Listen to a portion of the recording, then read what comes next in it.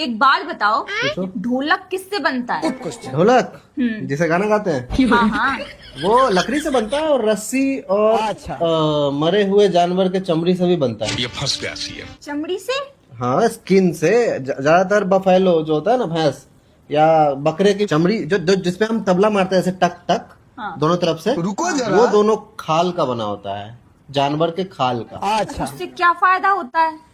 आवाज उससे सही आता है, एकदम ओरिजिनल आवाज आता है उसी खाल का नहीं बने। आजकल तो आर्टिफिशियल भी बनने लगा है, लेकिन वो मजा नहीं है जो ओरिजिनल चमड़े के खाल वाला आवाज आता है। ढोलक को मंदिर में भी बजाया जाता है।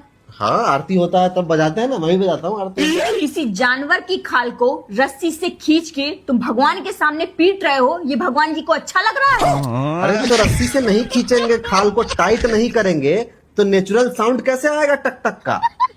ढोलक का आवाज कैसे आएगा ओरिजिनल? ब्राह्मण लोग तो नॉनवेज को टच तक नहीं करते, तो यहाँ पर तो उसकी ही खाल से भगवान जी की पूजा की जा रही है, आरती की जा रही है। ये कैसे सही है? ये कैसे पवित्र है?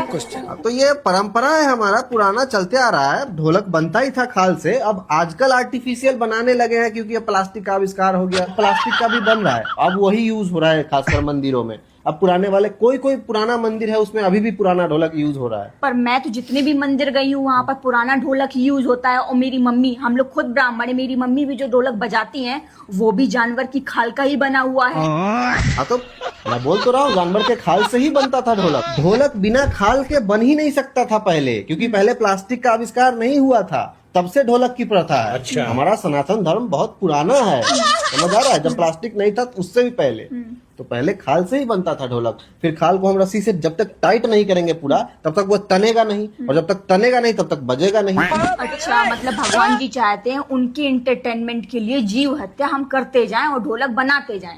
नहीं, मरे हुए जानवर का बना देते हैं हम लोग, ऐसा नहीं कि जिंदा जानवर को मार के बनाते हैं। जो जानवर मर जाता है बेचारा, उसका खाल निकाल के करते हैं। बकरे की खाल से बनता है वो, ठीक है? और बकरे को मारा ही जाता है, बकरा खुद खुद नहीं मरता है। नहीं, ऐसा कुछ नहीं है, बफेलो के भी खाल से बनता है।